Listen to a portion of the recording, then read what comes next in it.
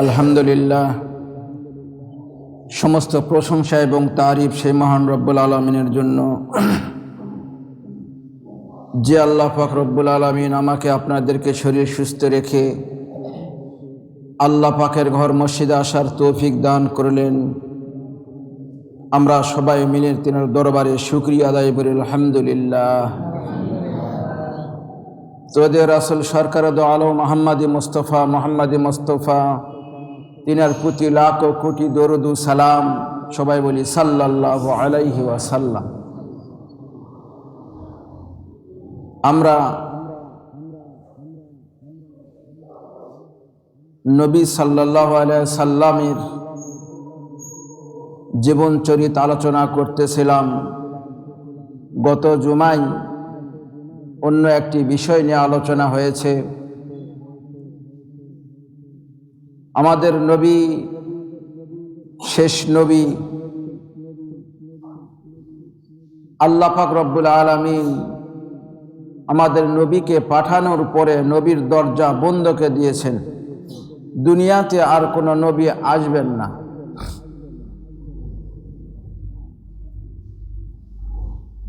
তো আমাদের নবী আমরা জুমাগুলোতে আলোচনা শুনেছি,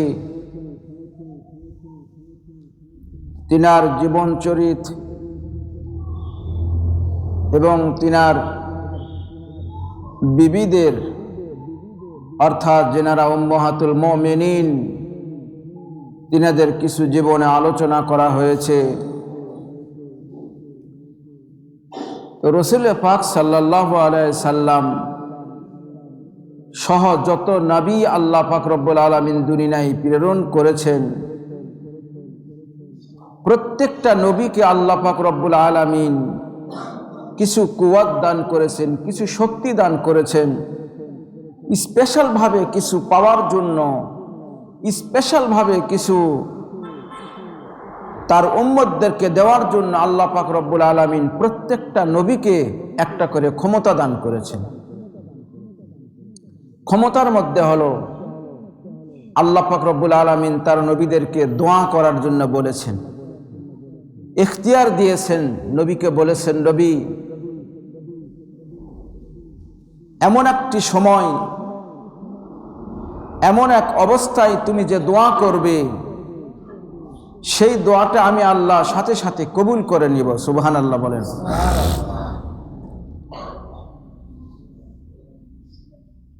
আর একটা জিনিস আল্লাহ পাক রব্বুল আলামিন তার নবীদেরকে দিয়েছেন,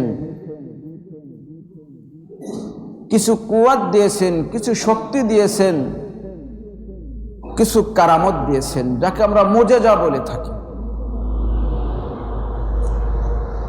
ওলি আউলিয়াদের মাধ্যমে যে অলৌকিক ঘটনা প্রকাশ হয়ে থাকে সেটাকে আমরা কারামত বলে থাকি। আর এইরকম অলৌকিক কিছু ঘটনা নবীদের মাধ্যমে যদি প্রকাশ হয়ে থাকে তাহলে আমরা তাকে মুজিজা বলে জানি। অলৌকিক ঘটনা কাকে বলে? যা দুনিয়ার কোনো মানুষের পক্ষে সম্ভব নয়। দুনিয়ার কোনো মানুষ যে কাজটি করতে পারে না, ওলি আল্লাহ বলেন আর নবীগুণ বলেন, যদি সে কাজটি করে দেখায় তাহলে সেটা হলো আমরা কেরামত মনে করব। নবীদের দ্বারাই সংগঠিত হলে সেটা হলো মুজিজা মনে করব। সেই ধারাবাহিকতায় আজকে মুজিজা সম্পর্কে আমরা কিছু আলোকপাত করব ইনশাআল্লাহ। আল্লাহ পাক রব্বুল আলামিন তিনার হাবিবকে, তিনার দোস্তকে শেষ নবী হিসাবে প্রেরণ করলেন। তিনাকেও মুজিজা দান করেছেন। হাজারো মুজিজা আল্লাহ পাক রব্বুল আলামিন তার নবীকে দান করেছেন। এই হাজারো মুজিজার মধ্যে সবচেয়ে বড় মুজিজা হলো পবিত্র কুরআনুল মাজিদ। আল্লাহ পাক রব্বুল আলামিন তিনার দোস্তকে, তিনার হাবিবকে এই পবিত্র কোরআন মাজিদ দান করেছেন। সেটা হলো সবচেয়ে বড় কেরামত, সবচেয়ে বড় মুজিজা।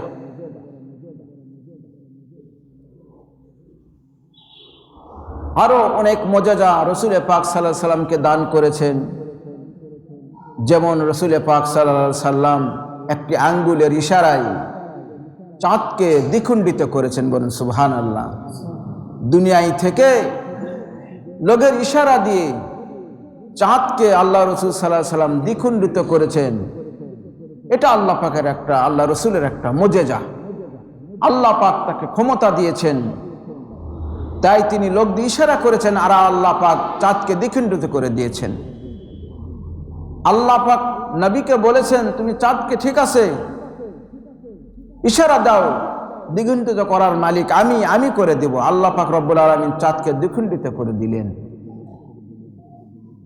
এইরকম আল্লাহ পাক রব্বুল আলামিন প্রত্যেক নবীকে একটা করে মুজিজা দান করেছেন, যে মুজিজাগুলো তার উম্মতেরা দেখে তার নবীকে নবী হিসাবে বিশ্বাস করার জন্য আল্লাহ পাক রব্বুল আলামিন যেগুলো নবী দুনিয়ায় প্রেরণ করেছেন, তাদেরকে এইরকম কিছু অলৌকিক ঘটনা প্রকাশ করায় নবী হিসাবে দাম দিয়ে তার উম্মতের কাছে দামি করে তার উম্মতের কাছে নবী হিসাবে প্রকাশ করার জন্য কিছু অলৌকিক কিছু ঘটনা এই নবীদের দ্বারা আল্লাহ পাক সংগঠিত করাইছেন। হাজেরিন, যেমন হযরত দাউদ আলাইহিস সালাম, তিনি একজন নবী ছিলেন। আল্লাহ পাক কোরআন মাজিদে বলেছেন, ওয়া আলান্না লাহুল হাদিদ। আল্লাহ পাক বললেন যে ওয়া আলান্না লাহুল হাদিদ। আল্লাহ পাক এই দাউদ আলাইহিস সালামকে একটা ক্ষমতা দিয়েছিলেন। তিনি যখন কোনো লোহাকে ধরতেন, যিনি কোনো লোহাকে ছুঁইতেন, লোহা সাথে সাথে নরম হয়ে যেত। সুবহানাল্লাহ বলেন। এটা দাউদ আলাইহিস সালামের মুজিজা। যখন তিনি কোনো লোহাকে ধরতেন, লোহা সাথে সাথে মোমের মতো নরম হয়ে যেত, গলে যেত। কিতাবে এসেছে প্রথমত ছুরি তৈরি করেছিলেন দাউদ আলাইহিস সালাম, বটি তৈরি করেছেন দাউদ আলাইহিস সালাম, দা তৈরি করেছেন দাউদ আলাইহিস সালাম, কোদাল তৈরি করেছেন দাউদ আলাইহিস সালাম। কারণ তিনি হাতে দিয়ে কোনো আগুনে দেওয়া লাগতো না, লোহা হাত দিলেই লোহা নরম হয়ে যেত। কিতাবে এসেছে সর্বপ্রথম ছুরি তৈরি করেছিলেন হযরত দাউদ আলাইহিস সালাম। সুবহানাল্লাহ বলেন। আল্লাহ পাক তাকে মুজিজা দান করেছেন। এইরকম ভাবে হযরত মুসা আলাইহিস সালামকে আল্লাহ পাক মুজিজা দান করেছেন। কোরআন মাজিদে আল্লাহ পাক বলেছেন, ওয়া তিলকা বিয়ামিনিকা ইয়া মুসা। আল্লাহ পাক বললেন, হে মুসা, তোমার ডান হাতে ওটা কি? মুসা আলাইহিস সালাম বললেন, ক্বালা হিয়া আসাই। আল্লাহ, আমার ডান হাতে লাঠি। সুবহানাল্লাহ বলেন। ডান হাতে আমার লাঠি।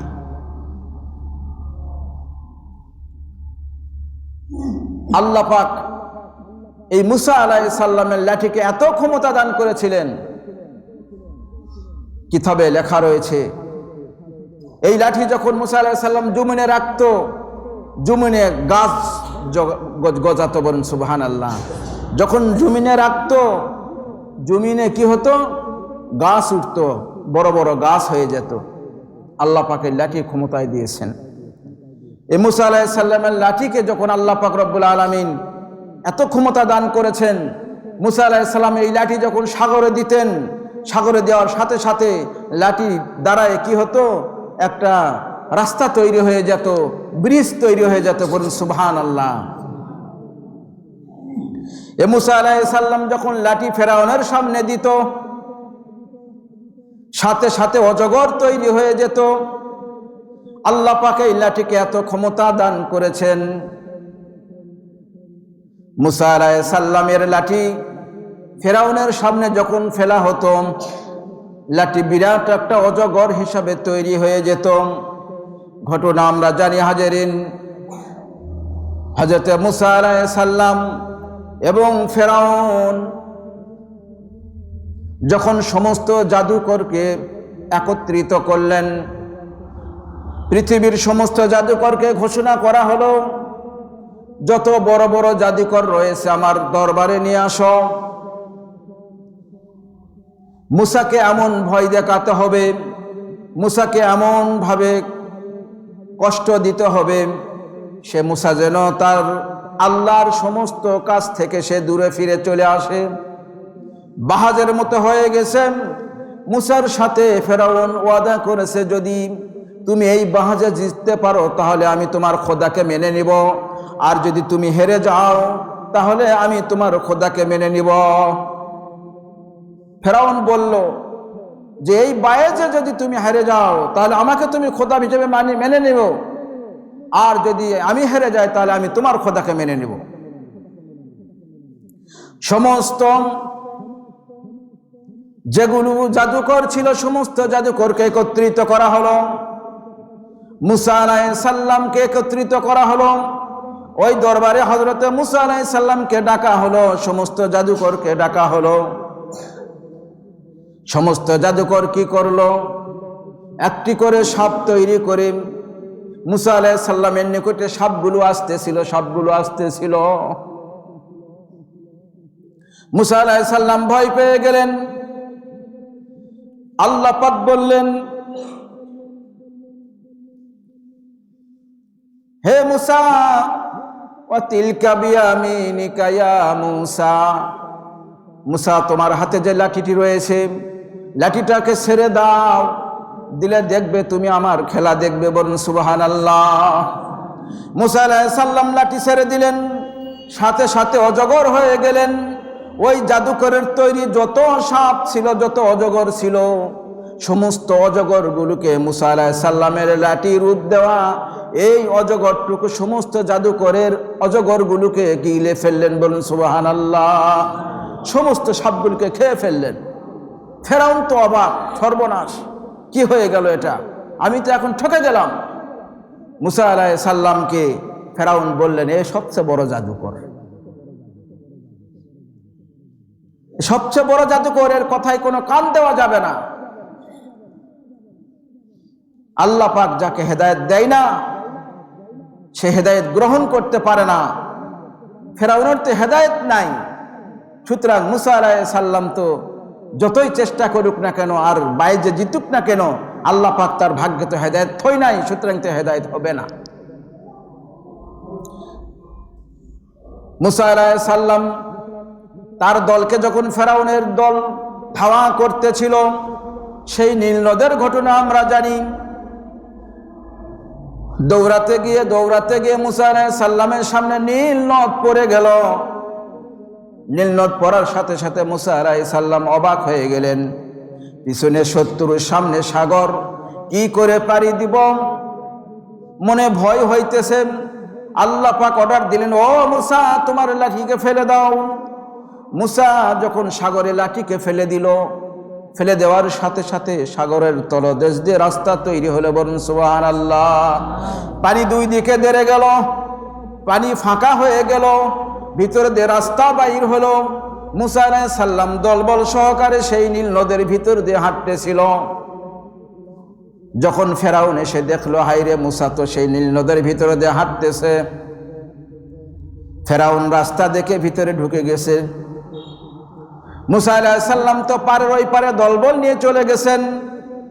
আল্লাহ পাক রব্বুল আলামিন সাগরকে অর্ডার দিলেন, যখন ফেরাউনের দলবল ঠিক সাগরের মাঝখানে পড়ে গেল, আল্লাহ পাক রব্বুল আলামিন সাগরকে অর্ডার দিলেন, সাগর আর তো আমার রাস্তার দরকার নাই, দুই দিকের পানি তুমি একত্রিত হয়ে যাও। বলুন সুবহানাল্লাহ। একত্রিত হয়ে গেল ফেরাউনের লাশ। ফেরাউন তো সমস্ত পায়েক পায়দা ছিল, সমস্ত সৈন্য সীমান্ত তো সাগরের মধ্যে ডুবে মারা গেল। আল্লাহ পাক রব্বুল আলামিন প্রত্যেকটা নবীকে একটা করে ক্ষমতা দান করেছেন, একটা করে মুজিজা দান করেছেন। হাজরিন, হযরত ঈসা আলাইহিস সালামকে আল্লাহ পাক রব্বুল আলামিন মুজিজা দান করেছিলেন, মুসা আলাইহিস সালামকে মুজিজা দান করেছিলেন, দাউদ আলাইহিস সালামকে মুজিজা দান করেছিলেন, ইব্রাহিম আলাইহিস সালামকে মুজিজা দান করেছিলেন। ইব্রাহিম আলাইহিস সালামের মুজিজা আমরা জানি, আল্লাহ পাক রব্বুল আলামিন তিনাকে এমন ক্ষমতা দান করেছেন, নমরুদ যখন আগুনের কুণ্ডু জ্বালাইছিলেন, আগুনের কুণ্ডুর মধ্যে হযরত ইব্রাহিম আলাইহিস সালামকে নিক্ষেপ করেছিলেন, ঘটনা আমরা জানি। আগুনের মধ্যে ইব্রাহিম আলাইহিস সালাম এমন সুশান্তিতে বসবাস করতেছিল। আল্লাহ পাক অর্ডার দিয়েছিলেন, কোরআন মাজিদে আল্লাহ পাক বলেছেন, আল্লাহ পাক অর্ডার দিয়েছেন, হে আগুন তুমি আমার খলিলের জন্য, আমার দুস্থর জন্য এমন হয়ে যাও, এমন শীতল হয়েও না যেন আমার দুস্থ কষ্ট পায়, এমন গরম থেকো না যেন আমার দুস্থর লোম পুড়ে যায়। আল্লাহ পাকের অর্ডারে আগুন এমন শীতল হয়ে গেছে, ইব্রাহিম আলাইহিস সালাম সে আগুনের মধ্যে ঘুরে বেড়াইতেছিল। ইব্রাহিম আলাইহিস সালাম বলছেন, মনে হয় আমি বেহেশতের বাগানের মধ্যে ঘুরতেছিলাম। বলুন সুবহানাল্লাহ। আল্লাহ পাক প্রত্যেকটা নবীকে একটা মুজিজা দান করেছেন। ঈসা আলাইহিস সালামকে এইরকম ক্ষমতা দান করেছেন। ঈসা আলাইহিস সালাম যখন কোন কবরের পাশে দাঁড়াতেন,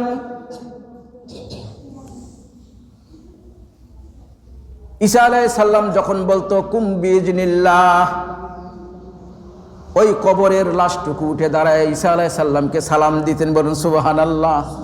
কোন লাশের সাথে দাঁড়ায়, লাশের সামনে দাঁড়ায় ঈসা আলাইহিস সালাম যখন বলতো কুম বিইজনিল্লাহ, ওই লাশ দাঁড়ায় ঈসা আলাইহিস সালামকে সালাম দিতে। বলুন সুবহানাল্লাহ। ঈসা আলাইহিস সালামের মুজিজা আল্লাহ পাক দান করেছেন।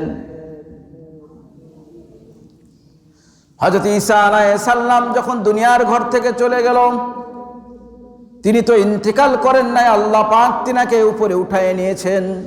ঘটনা আমরা জানি। হাজরিন, নবীদের ঘটনা বলা আমার উদ্দেশ্য নয়। আমার উদ্দেশ্য হলো আমার নবীকে আল্লাহ পাক রব্বুল আলামিন যে মুজিজাগুলো দান করেছেন, এই মুজিজা কত উন্নত মুজিজা, এই মুজিজাগুলো কত নামি দামি মুজিজা। আমি একটু বুঝাতে চেয়েছিলাম, অন্যান্য নবীর যে মুজিজাগুলো আল্লাহ পাক রব্বুল আলামিন দুনিয়ায় দিয়েছেন, দুনিয়ায় নিঃশেষ করে দিয়েছেন।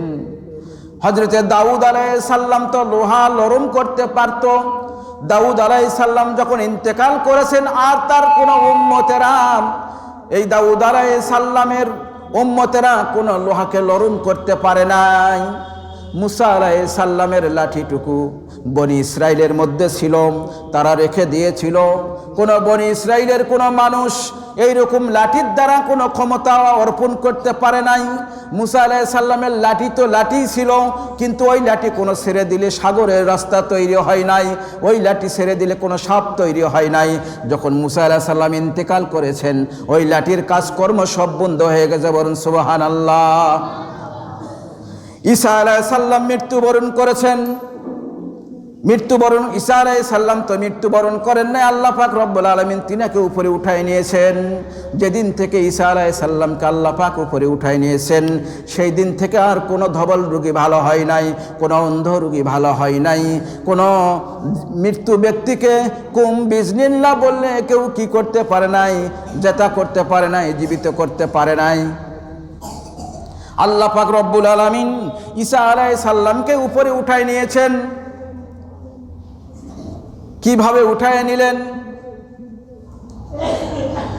কাফেররা যখন হযরত ঈসা আলাইহিস সালামকে ধাওয়া করতেছিল, ঈসা আলাইহিস সালাম এক ঘরের মধ্যে গিয়ে দরজা বন্ধ করে দিলেন।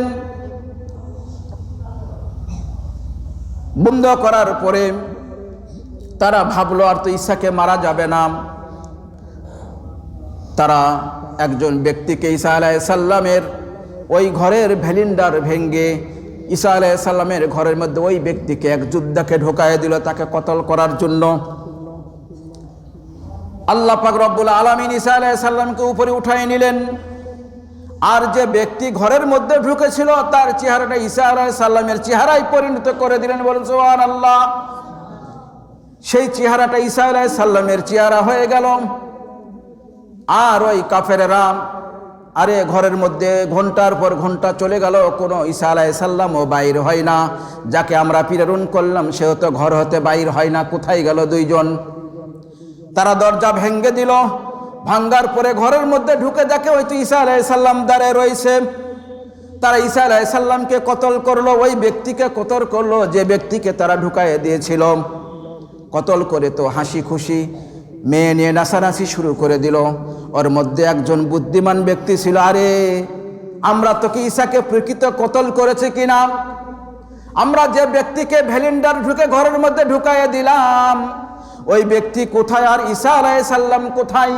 আমরা যখন প্রথমে দরজা ভেঙে ঘরের মধ্যে ঢুকেছি, আমরা একজন ব্যক্তিকে দেখেছি, সে হলো ঈসা আলাইহিস সালাম, যাকে আমরা ঈসা আলাইহিস সালামকে কতল করার জন্য ঘরের মধ্যে প্রবেশ করলাম, সে কোথায় গেল?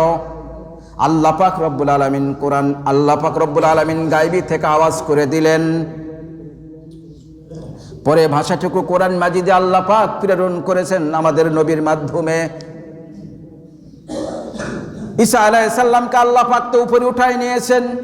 আল্লাহ পাক রব্বুল আলামিন ওই ব্যক্তির চেহারা ঈসা আলাইহিস সালামের চেহারার সাথে একত্রিত করে ওই কাফেররা ওই ব্যক্তিকে কতল করেছে, ঈসা আলাইহিস সালামকে কতল করতে পারেন নাই। হাজরিন, ঈসা আলাইহিস সালাম আবার দুনিয়ায় আসবেন। হযরতে কিয়ামতের পূর্বে হযরতে ইমাম মেহেদী আলাইহিস সালাম আসবে, আপনারা জানেন। কিয়ামতের পূর্বে হযরতে মেহেদী আলাইহিস সালাম আসবেন। তার কয়েক বছর পরে হযরত ঈসা আলাইহিস সালাম দুনিয়ায় প্রেরণ হবে। বুখারী শরীফের হাদিস, মুসলিম এবং বুখারী শরীফের হাদিস। আল্লাহ পাক রব্বুল আলামিন শেষ জামানায় ইমাম মেহেদী আলাইহিস সালাম আসার পরে আল্লাহ পাক ঈসা আলাইহিস সালামকে দুনিয়ায় প্রেরণ করবেন। হাদিস শরীফে এসেছে, মুসলিম শরীফ এবং বুখারী শরীফের হাদিস। আল্লাহ রাসূল সাল্লাল্লাহু আলাইহি সাল্লাম বলেছেন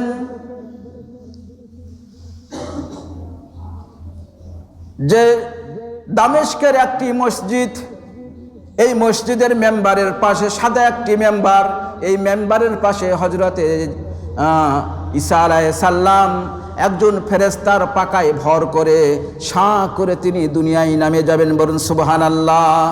আল্লাহ পাক রব্বুল আলামিন ঈসা আলাইহিস সালামকে ওই ফেরেশতার পাখাতে করে দুনিয়ায় নামায় দিবেন। তিনি দাজ্জালের সাথে যুদ্ধ করে দাজ্জালকে হত্যা করে দিবে। বলুন সুবহানাল্লাহ। হাজরিন, ঈসা আলাইহিস সালাম আবার তো ইন্তেকাল করবেন, আবার দুনিয়া আমাদের কিয়ামত হয়ে যাবে। অধিকার যাচ্ছি না হাজরিন, আমি যে বলতে চাচ্ছিলাম, আল্লাহ পাক রব্বুল আলামিন প্রত্যেকটা নবীকে আল্লাহ পাক একটা কুওয়াত দান করেছেন, একটা শক্তি দান করেছেন। আমাদের নবীকে আল্লাহ পাক এমন একটি মুজিজা দান করেছেন যে মুজিজা আমরা জীবনে ভুলবার নয়। আল্লাহ পাক রব্বুল আলামিন আমাদের নবীকে সবচেয়ে বড় একটা মুজিজা দান করেন, সেটা হলো কোরআন মাজিদ। এই কোরআন মাজিদকে কিয়ামত পর্যন্ত কোরআন মাজিদ থাকবে, কিয়ামত পর্যন্ত কোরআন মাজিদ মানুষকে হেদায়েত করবে, কিয়ামত পর্যন্ত এই কোরআন মাজিদ মানুষকে জাহান্নামী মানুষকে জান্নাতি করবে। বলুন সুবহানাল্লাহ। এই কোরআন মাজিদ এমন মুজিজা, আল্লাহ পাক রব্বুল আলামিন কিয়ামত পর্যন্ত এর কুওয়াতের শক্তি রাখবেন। হাজরিন, দাউদ আলাইহিস সালাম মারা গেছেন, আর কেউ লোহা বেঁকা করতে পারেন নাই। মুসা আলাইহিস সালাম মারা গেছেন, কোনো লাঠি কাজ করেন না। ঈসা আলাইহিস সালাম দুনিয়ায় থেকে চলে গেছেন, আর তার কোনো কাজ হয় না। আমার নবী দুনিয়ায় থেকে ইন্তেকাল করেছেন, ঠিক আছে, কিন্তু তার যে মুজিজা কোরআন মাজিদ, আল্লাহ পাক বলেছেন কিয়ামত পর্যন্ত আল্লাহর রাসূলের এই মুজিজা, কিয়ামত পর্যন্ত আল্লাহর রাসূলের এই কোরআন কাজ করতেই থাকবে। বলুন সুবহানাল্লাহ। আমরা মানুষ, আমরা বনি আদম যখন এই কোরআনের ছায়া তলে আসবো, আল্লাহ পাক আমাদেরকে জান্নাতি করে দিবে। আল্লাহ রসুল দুনিয়ায় থেকে চলে গেছে, কোরআনের মুজিজা এখনো দুনিয়ায় আছে করে না, কোরআনের শক্তি এখনো এই দুনিয়ায় আছে। যদি আমরা কোরআনের ছায়া তলে আসি, আল্লাহ পাক আমাদেরকে জান্নাত দিবেন। কোরআনের ছায়া তলে আসলে আল্লাহ পাক আমাদের রহমত করবেন। কোরআনের ছায়া তলে আসলে আল্লাহ পাক আমাদেরকে হেফাজত করবেন। কোরআনের ছায়া তলে আসলে আল্লাহ পাকের সেই মুক্ত আসমানের নিচে আমরা সহিভাবে থাকবো। আল্লাহ পাক রব্বুল আলামিনের এই কোরআনকে যখন আমরা একরে ধরবো, তখন আমরা জান্নাতি হয়ে যাব। সুবহানাল্লাহ। কোরআন মাজিদের কত মুজিজা, কোরআন মাজিদের কত শক্তি আমরা জানি না। কোরআন মাজিদের কত শক্তি ওমরে ফারুক রাদিয়াল্লাহু তাআলা আনহু জানেন। কোরআন মাজিদের কত শক্তি আবু জেহেল, আবু লাহাব, উতবা, সাইবা জানেন, যদিও তারা ইসলামের ঘোর শত্রু। কোরআন মাজিদের কত মুজিজা তারা বুঝেন, কোরআন মাজিদের কত শক্তি তারা বুঝেন। একটু আলোচনা করলে আমরা বুঝতে পারবো।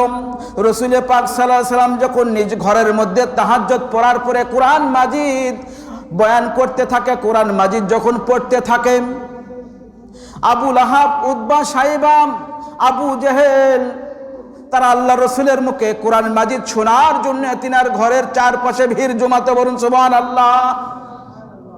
আমরা ঘটনা জানি,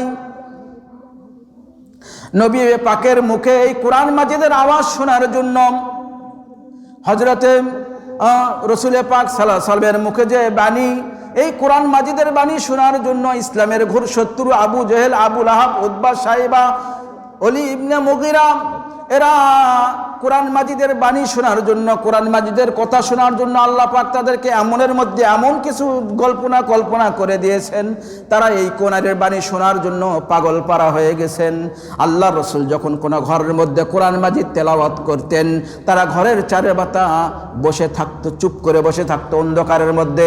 মানুষ দেখলে কি বলবে, তারা তো নেতা, তারা তো প্রথম শ্রেণীর মানুষ, যদি এইরকম আল্লাহ রসুলের ঘরের পাশে ভিড় করে মানুষ তো ধিক্কার দিবে তাদেরকে। রাতের অন্ধকারে গিয়ে তারা বসে থাকে আল্লাহর নবীর মুখে কোরআন মাজিদ শোনার জন্য, সুবহানাল্লাহ বলেন। একদিন কোরআন মাজিদ শোনার পরে আল্লাহ রসুলের বাড়ির থেকে তারা আসতেছিল, আসার সঙ্গে চারজন ব্যক্তির সাথে দেখা, আবু জেহেল, আবু লাহাবের সাথে দেখা, আবু লাহাব, উতবা, সাইবার সাথে দেখা, চার নেতার সাথে চারজনের সাক্ষাৎ হয়ে গেছে। কি ব্যাপার, আপনি এখানে কেন? আবু জেহেল বলে, কি ব্যাপার, তোমরা এখানে কেন? আবু লাহাব বলে, তোমরা এখানে কেন? মাথায় ধরে না, কেন এখানে এসেছো? আবু জেহেল বলে, আমি বুঝতে পারছি। আবু জেহেলের নাম, আগের নাম জানেন? আবুল হেকাম, জ্ঞানের পিতা ছিল। আল্লাহ রসুল তাকে উপাধি দিয়েছে আবু জেহেল, মূর্খের পিতা হয়ে গেছে। জ্ঞানী ছিল সে। আবু জেহেল আবুল হেকাম ছিল, অর্থাৎ জ্ঞানের সর্দার ছিল সে। আল্লাহ রসুল বলেছেন সে আবু জেহেল, সে হলো মূর্খের পিতা। আবু জেহেল অনেক উন্নত শিক্ষিত ছিল। আবু জেহেল বলে, আমি বুঝতে পেরেছি আমরা কেন এখানে একত্রিত হয়েছি। ঠিক আছে, আমরা হাতে হাত দিয়ে তওবা করে নেই। ওদের তো তওবা নাই, হাতে হাত দিয়ে ওয়াদা করে নেই, কালকে থেকে আর কেউ আসবো না। ঠিক আছে, চারজন চার হাত মিলে বলল, আমরা কাল থেকে আর কেউ আসবো না। আবু জেহেল মনে মনে ভাবলো, বাড়িতে গিয়ে চারজনের কেউ তো আর কালকে আসবে না, আমি একাই আল্লাহর নবীর মুখে কোরআনের বাণী শোনার জন্য একাই যাব, গভীর অন্ধকারে যাব। আবু জেহেল একাই চলে গেছেন। আবু লাহাব ভাবতেছে, সবাই তো হাতে হাত দিয়ে আমরা ওয়াদা করেছি কেউ নবীর ঘরে যাব না, কোরআন শোনার জন্য যাব না। আবু লাহাব রাতের অন্ধকারে এক কোনায় গিয়ে বসলেন, আবু জেহেল বসলেন, আবু লাহাব বসলেন। উতবা মনে মনে চিন্তা করলো, আমরা তো ওয়াদা করেছি কেউ তো আল্লাহর নবীর বাড়িতে যাবে না, আমি রাতের অন্ধকারে সেখানে গিয়ে বসি। সাইবা চিন্তা করলো, আর তো কেউ যাবে না, আমরা ওয়াদা করেছি, আমি একাই যাই। আজকেও ঠিক চারজন আল্লাহর নবীর চার ঘরের চার পাশে তারা বসে গেছেন আল্লাহর নবীর মুখে কোরআন মাজিদ শোনার জন্য, বলুন সুবহানাল্লাহ। চারজন কোরআন মাজিদ শোনার জন্য বসে গেছেন।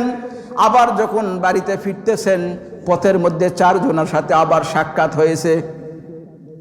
কেউ তো রাগ করতে পারবে না, ওয়াদা করেছে চারজনাই ওয়াদা খারাপ হয়ে গেছে।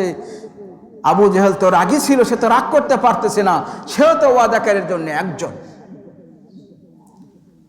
বুঝতে পারলেন, আমরা বুঝতে পেরেছি নবী আমাদেরকে জাদু করেছে, এই কোরআনের আয়াত দ্বারা নবী আমাদেরকে জাদু করেছে। আমরা আর বাড়িতে থাকবো না, চলো দূরে দূরে যাই থাকি। আমরা দূরে গেলে কি হবে?